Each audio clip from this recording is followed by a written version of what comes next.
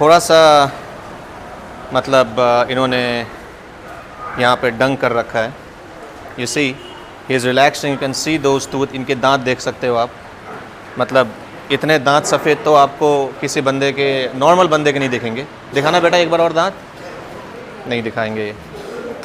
Good evening ladies and gentleman, welcome to my second blog. If you remember the blog very well, the very first day I made a blog of this particular dairy, and here I am again trying to give you a better content, how exactly the dairy owner operates given the circumstances where they face a problem financially and socially as well at times.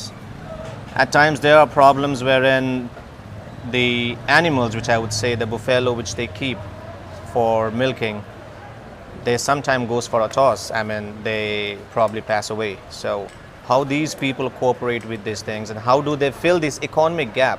We're going to understand this concept a little bit today. For my Hindi viewers, आज हम लोग उसी dairy पे हैं जिस dairy का मैंने first time blog बनाया था। रीज़न क्या है आज फिर यहाँ पे आने का कि मैं थोड़ा सा इस डेयरी इंडस्ट्री को समझना चाहता था कि ये डेयरी इंडस्ट्री ऑपरेट कैसे होते हैं, और मोरेवर इस डेयरी फार्म में क्या प्रॉब्लम्स आती है। ये कोई लग्जरी है या एक तरह का लाइबिलिटी है किसी बंदे को ये ऐसा तरह का फार्म खोलना, ये चीज़ों को हम समझेंगे। सो मैं आपको थोड़ा सा दिखाऊंगा आज, थोड़ा क्लोज़र व्यू में दिखाऊंगा।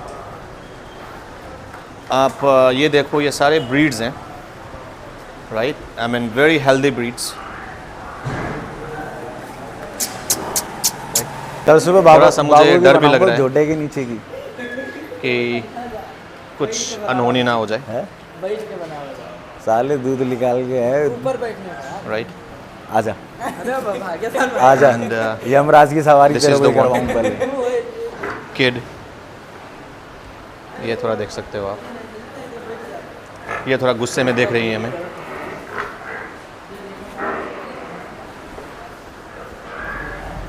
तो देखो, हर डेयरी इंडस्ट्री में क्या होता है कि वर्क फोर्स का बहुत ज़्यादा इंपॉर्टेंट रोल होता है दादा, है नहीं? बिल्कुल। अब इनके बिना तो कोई भी इंडस्ट्री चलने का नहीं है। तो इस पर्टिकुलर डेयरी फार्म में ये भाई लोग हैं जो सुबह शाम लगे होते हैं। आप क्या नाम है भाई जी आपका?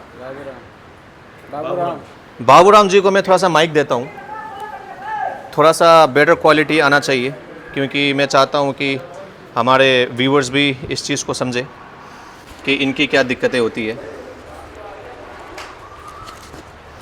तो बाबूराम जी कहाँ के हो आप? यूपी के। यूपी के हो। तो कितने साल से ये कर रहे हो काम? मैं तो कर रहा हूँ 10 साल हो गए। 10 साल हो गए। तो आपका मेन काम क्या है? मेन काम यही है, दूध काटना, इनका निहार करना। दूध काटना और इनका ग्रूमिंग करना। हाँ। तो कितने घंटे की जॉब होती है ये? जॉब ये तो 24 घंटे की है। अगर एक लड़ गई तो क्या नाम, उसमें उठ के रोटी खा रहे हो तो उठ के आना करना है। अच्छा, तो ये भैंसें आपस में लड़ती भी हैं? हाँ, और क्या। अच्छा, जैसे हम लोग लड़ते हैं वैसे ये हैं। अच्छा। हाँ। तो ये सब आप देखते हो? ओके। अगर किसी टाइम अगर ये भैंसें लड़ गई और आपकी आउट ऑफ कंट्रोल हो गया और मालिक नहीं है तो फिर क्या करोगे आप? तो और लोग आते ना। अच्छा, और लोग आते हैं? नहीं, और लोग आएंगे क्या नाम, बस एक ही दो का काम है, ज़्यादा का थोड़ी काम है। उनको मारना थोड़ी ना है कि क्या नाम उठा के धरनी है। ऐसा कभी होता है कि कोई भैंसे किसी दिन मूड में ना हो तो दूध ना दे? नहीं, ऐसा नहीं है, वो दोनों टाइम अपने टाइम देंगी। मतलब सही इंसान होता है ना, कभी मूड में नहीं आता है तो काम नहीं करता है, तो भैंसों का भी ऐसा है क्या? नहीं, बीमार हो गई उसकी बात अलग है। अच्छा। और दूध तो एक भैंसे कितने दूध दे देती हैं? बस 18 से 20 हो जाता है। 18 से 20 लीटर एक टाइम या 2 टाइम? दोनों टाइम। दोनों टाइम मिला के 20 लीटर का एवरेज है। हाँ। एक भैंसे का। 18 से 20 फोड़। थैंक यू अजय जी, बहुत बढ़िया लगा आपसे बात करके। हम अभी ऑनर से बात करेंगे क्योंकि टेक्निकली जो सारे जो हेडेक होती है ऑनर की होती है। तो अजय एक चीज़ बताओ शिवम भाई कि अजय भाई कि इस तरह का डेयरी फार्म खोलने का आइडिया आपको कब से आया? ये खानदानी प्रोफेशन? ये खानदानी प्रोफेशनल है, हमारे पिताजी ने शुरू करा था और अच्छा। अभी भी वो देखते हैं इसको। अच्छा, तो आप अभी भी भैंस वगैरह लेने जाते हैं तो वो हमारे साथ में जाते हैं, हम उनके साथ में जाते हैं लेने के लिए। तो एक भैंस कितने का पड़ता है? अलग डिपेंड करता है क्वालिटी के ऊपर। अच्छा। अब जैसे मेरे पास 2 लाख की भी भैंस है। ओके, 2 लाख की भैंसें कौन सी है? 2 लाख की भैंस ये वाली है मेरी। गैस नहीं, ये बाहर वाली। कौन एक सा? ये बाहर है और एक अंदर है। ये ये वाली 2 लाख की है। ये 2 लाख की है। गाइस देखो, ये बुलेट के प्राइस में एक भैंस होंगी। मुर्रा नस्ल है इसकी। हाँ। और पहली जुटिया 2 दांत की। 2 दांत की है। 2 दांत की। Guys, अभी फर्स्ट टाइम भी आई है ये। ओके, तो गाइस देख सकते हो ये 2 लाख की भैंस है। मतलब ये भाई थोड़ा सा क्लोजर व्यू देंगे। ये मुर्रा भैंस है और अभी मेरे पास में आई है ये। इसको 15 दिन हुए मेरे पास आए हुए। तो कितने भैंसे होंगे टोटल आपके डेयरी में? मेरे पास में तो भैंसे काफ़ी भैंसे हैं। मेरी 2 डेयरी है यहाँ पर। एक डेयरी मेरी अभी सामने भी है। आगे में है, हाँ जी, हाँ। तो काफ़ी भैंसे हैं मेरे पास में। तो मेरे पास में 1.25 लाख से स्टार्टिंग हो जाती है और 2 लाख 2.25 लाख तक की भैंसे हैं मेरे पास में। तो आप ये सेल परचेज भी करते हैं कि सिर्फ हाँ, दूध पे सेल काम है? परचेज भी कर देते हैं। जब भैंस बाकड़ी हो जाती है, दूध देना कम कर देती है, ज्ञापन हो जाती है, तो हम उसको बेच देते हैं। तो अजय भाई एक चीज़ और बताइए कि ऐसा कभी होता है कि जैसे ये जो बिज़नेस है ये कितना प्रॉफिटेबल है?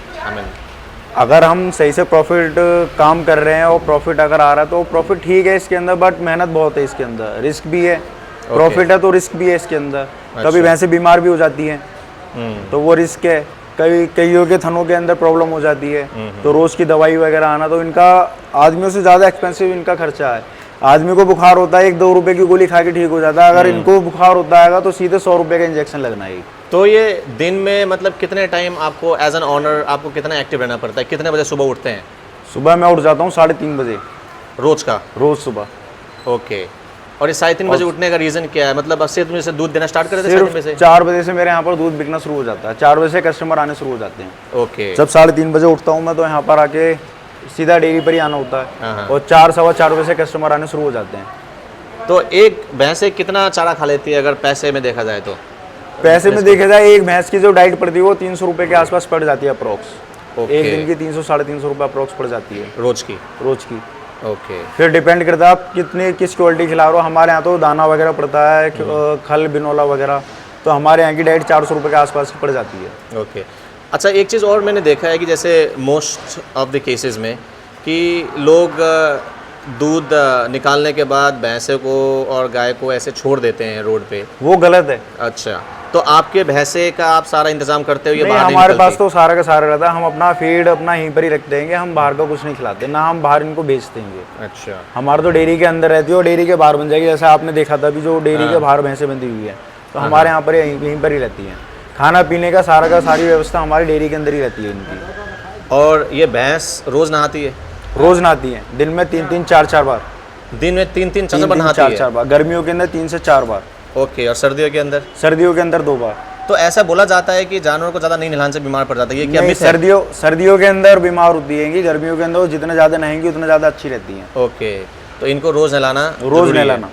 ओके, तो आप देख सकते हो कि इस तरह का बिज़नेस करना सोचने में आसान लगता है, लेकिन है ये काफ़ी चैलेंजिंग। इसमें सिर्फ पैसा ही नहीं लगता, इसमें थोड़ा सा आपको एक्टिव भी होना बहुत ज़रूरी है। आप ऐसे नहीं कर सकते कि भैया आज मैंने 3 बजे उठ गया, कल मैं 6 बजे उठूँगा, क्योंकि कस्टमर से ज़्यादा इन जानवरों को टेक केयर करना बहुत इंपॉर्टेंट होता है। तो सर जैसे एक चीज़ और बताओ, मैं जानना चाहता हूँ कि जैसे मैंने नॉर्मली ये चीज़ देखा है कि इन सब ऐसे बिज़नेस में एक हो गया चिमनी भट्टे का बिज़नेस, एक हो गया अंडे मुर्गी का बिज़नेस, एक होता है ऐसे दूध का बिज़नेस में, इनमें क्या होता है कि लेबर प्रॉब्लम हमेशा रहती है। तो आपको इस सिचुएशन से कभी गुजरते हो जैसे कि आप सुबह 3:30 बजे यार आपको पता चला कि भाई बंदे ही नहीं है दूध निकालने वाले? नहीं, ऐसा तो नहीं होता। बस प्रॉब्लम तो होती है जिस टाइम पे लड़के घर चले जाते हैं उस टाइम प्रॉब्लम होती है। बट हमारे यहाँ पर लेबर काफी पुराने टाइम से जुड़े हुए हैं, तो एक जाता है एक आ जाता है। अभी 2 महीने पहले ऐसा हुआ था कि जिस टाइम पर कटाई वगैरह होती है उस टाइम पे लड़के चले जाते हैं, उस टाइम पर प्रॉब्लम आती है। पर एक जाता है तो वो अपनी जगह किसी न किसी को भेज देता है अपने घर से। मोस्टली ये जो लड़के हैं मेरे पास यूपी साइड के हैं, तो ये अपने यहाँ से किसी न किसी को पहले यहाँ पे भेज देते हैं।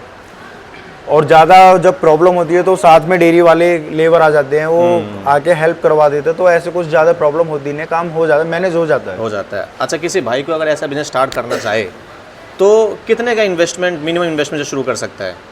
कम से कम अब तो भैंसों की कीमत बहुत ज़्यादा हुई है, तो अब अगर 5 भैंसें भी लाता है वो, तो उसको 10 लाख रुपए इन्वेस्ट करने पड़ेंगे। ये तो सिर्फ भैंसों की प्राइस हो गई। भैंसों के जगह भी चाहिए, जगह भी चाहिए, लेबर भी चाहिए, तो टाइम तो देखो, टाइम भी लगेगा, इन्वेस्टमेंट भी है। तो इनिशियली 20 लाख रुपए का खर्चा है, 20 लाख रुपए का सेटअप वगैरह, जगह अगर उसके पास जगह है अपनी तो 20 लाख रुपए के अंदर स्टार्ट हो जाएगा। और अगर जगह नहीं है तो जगह वगैरह तो काफ़ी खर्चा बढ़ जाएगा वो। अच्छा, एक और इम्पोर्टेंट क्वेश्चन मेरे दिमाग में आता है, जो मैं भी पर्सनली पूछना चाहता हूँ कि ऐसा कोई मतलब रामबाण है जिससे हम ये पता कर सके, जैसे नॉर्मली क्या होते हैं कि काफ़ी भाई और जगह में दूध लेते हैं, जो बंदे आते हैं दूध देने के लिए, तो उसमें जैसे अब कोई बंदा डेयरी में आ गया तो उसको प्योर दूध ही मिलेगा, लेकिन मोस्ट ऑफ टाइम देखेंगे जो बंदे यहाँ से ले जाते हैं, जो घरों घर बेचते हैं, तो ऐसा कोई टेक्निक है जो पता कर सके कि भाई इस दूध में मिलावट है? हाँ, कई सारी चीज़ें आती हैं कि दूध को चेक करने के लिए। ग्राफ्टी आती है कि वो मार्केट से 40-50 रुपए की आ जाती है। उसको हम अगर दूध के अंदर डालेंगे तो उसके अंदर दूध की फैट निकल आता है उससे। अच्छा। कि इसमें फैट कितना है। अगर वो 65-70 के बीच में आ रहा है तो ठीक है, और वो उससे नीचे जा रहा है तो उसके अंदर कुछ ना कुछ मिलावट कर रखी है। और नहीं तो आप डेयरियों के अंदर कई जगह मशीनें अवेलेबल हैं यहाँ पर, तो वो फैट की पर्ची निकाल के देते हैं, 20-25 रुपए आपसे लेते हैं और वो टेस्ट करके दे देते हैं दूध के अंदर क्या मिलावट कर रखी है, क्या नहीं कर रखी है। आजकल मार्केट के अंदर काफ़ी मशीनरी आ रही है दूध चेक करने के लिए। करेक्ट। तो अब गाइज मैं क्या है कि देखो, ये सब जो प्रॉब्लम्स है ना, ये तो फेस करना ही पड़ेगा किसी को स्टार्ट करना है। तो एक चीज़ और जानना चाहूँगा कि जैसे जो भी जानवर है हम लोग पालते हैं, जैसे आपने ये इस तरह का जो डेयरी खोल रखा है, तो आप अपने एंड से तो प्रॉपर टेक केयर करते हो, लेकिन ऐसे में कोई एनिमल कंट्रोल राइट्स वाले आते हैं इंस्पेक्शन करने के लिए कि भाई आप कैसे चीज़ों को कर रहे हो, नहीं कर रहे हो, ऐसा होता है? हाँ, आते हैं सर्वे करने के लिए, बीच बीच में सर्वे होता रहता है यहाँ पर। अच्छा। क्योंकि हम गांव के अंदर तो काम कर नहीं रहे, हम दिल्ली के अंदर काम कर रहे हैं। करेक्ट। तो एनिमल राइट का बहुत ज़्यादा इशू रहता है यहाँ पर, तो आते हैं सर्वे करने के लिए। बट क्या है, हमारे यहाँ पर प्रॉपर हाइजीन रहती है। अब ये दूध वगैरह निकल गया है, अब इनकी सानी वगैरह होगी, इनकी फीड होगी, फीड करने से पहले सारा का सारा इसको क्लीन करा जाएगा। ये नली वगैरह पड़ी हुई है, सारा का सारा पूरा डेयरी क्लीन होगा, इनको नहलाया जाएगा, क्लीन करेंगे, क्लीन करने का फिर इनकी फीड होगी। तो पूरा हाइजीन का पूरा ध्यान रखा जाता है। पर थोड़ी बहुत तो गंदगी डेयरी के अंदर होती है, वो थोड़ी बहुत तो रहती है, थोड़ा बहुत कहीं ना कहीं कॉम्प्रोमाइज करना होता है। बिल्कुल। तो भाई लोग और बहन लोग, आप लोग समझ गए कि जो दूध हम लोग पीते हैं वो दूध बहुत सारे प्रोसेस से गुज़र के आता है। उसमें प्रोसेस क्या इन्वॉल्व है, मुझे लगता है कि एक इंसान का चैन जो सुबह सुबह 3 बजे उठता है, यहाँ पे आना, ये मेक श्योर करना कि इनके पास जो स्टाफ है वो आए हैं कि नहीं आए हैं, उसके बाद वो बंदा आएगा, सफाई करेगा। मतलब मुझे लगता है कि अगर आप 80-90 रुपये लीटर ख़रीद रहे हो दूध, तो उसकी वर्थ काफ़ी ज़्यादा होगी। आई मीन वैसे भी दूध तो सस्ता ही है, आई मीन शराब के कंपेयर में, तो I mean there should be no complain there. तो ये था गाइज़, थोड़ा सा मैं आपको दिखाना चाह रहा था डेयरी के लाइफ के बारे में, और मिलते हैं बहुत जल्द दूसरे ब्लॉग के साथ। आप कुछ बोल दो सर कैमरा के लिए। ये भाई लोग हैं जो हर डेयरी को चलाने की कोशिश करते हैं। आप बताओ कि आप और क्या देखना चाहोगे। जैसे कि अभी ये डेयरी है, तो जैसे आप देखते होगे कि जैसे बाहर में यूएस वगैरह में हाईटेक डेयरीज़ होते हैं, है नहीं, जैसे कि उसमें मशीनें लगे होते हैं, है ना, मशीन वगैरह लगी होती है जिसमें लेबर की ज़रूरत नहीं पड़ती है। मशीन उसमें भी लेबर की जरूरत ऐसा कहाँ नहीं। अच्छा, पड़ती है, उसमें पड़ती है। जैसे मशीन पूरा थोड़ी ना निचोड़ देगी। हाँ हाँ। उसके बाद में बंदा ही निकालेगा उसको दूध। ओके। उनके थन में रह जाएगा, फिर उसमें छिड़छड़ा आने लग जाएगा। ओके। कई बीमारी हो जाएंगी, सूजन हो जाएगी। अच्छा। तो ये चीज़ क्या नाम है, उसको बंदा ही सफा करेगा तभी तो चलेगी आगे। एक चीज़ और आया, मैं देखो मैं काफ़ी क्वेश्चन पूछ रहा हूँ, लेकिन मैं थोड़ा सा क्यूरियस हो रहा हूँ। ऐसा कभी होता है, जैसे कि आप मेरे को ऑनेस्टली बताना कि जैसे एक मालिक का बिज़नेस बढ़िया चल रहा है, अब आपको लगता है कि मुझे बोनस मिलनी चाहिए, ऐसा कभी डिमांड होता है मतलब आपके तरफ से कि अगर मेरा बोनस नहीं मिला तो मैं दूध नहीं दूंगा? ये तो सब नहीं, ऐसा कुछ नहीं है, दूंगा नहीं, मगर ये तो चढ़ी ऊपर इतना तो रहता ही है। हाँ, मतलब आपको भी कंपनी की तरह अप्रिसिएशन चाहिए, आईजीपी चाहिए, सबको है ना। तो गाइस देखो, ऐसा नहीं है कि कंपनीज में ही सिर्फ प्रमोशन होता है, यहाँ पर भी प्रमोशंस होते हैं इनके टैलेंट को देख के और इनके वर्क को देख के। सो ठीक है, so that's gonna be it guys. I am gonna catch you with my next blog very soon, and I'm going to try to bring more educational content as possible.